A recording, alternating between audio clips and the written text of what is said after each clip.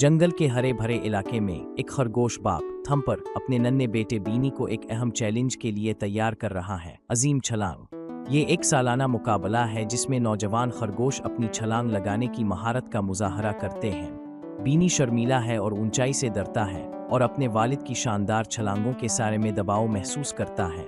जब मुकाबले का दिन करीब आता है तो खम्पर बीनी को उनके इलाके की सबसे ऊंची पहाड़ी पर ले जाने का फैसला करता है ताकि वो वहां मशक कर सके। रास्ते में वो मुख्तलिफ जंगली जानवरों से मिलते हैं जो अपने खौफ और उन पर काबू पाने के अपने तजर्बात बयान करते हैं। ये दिल को छू लेने वाली कहानियां बीनी को हौसला देती हैं, लेकिन जब वो पहाड़ी की चोटी पर पहुंचते हैं तो वो अब भी झिझकता है। थम्पर इसे तसल्ली देता है और अपने बचपन की एक कहानी सुनाता है कि कैसे इसने खुद अपने खौफ का सामना किया था। बीनी अपने वालिद के अल्फाज पर गौर करता है और हिम्मत जमा करता है। फिर एक लम्हा बहादुरी का मुजाहरा करते हुए वो गहरी सांस लेता है और पहाड़ी से छलांग लगा देता है।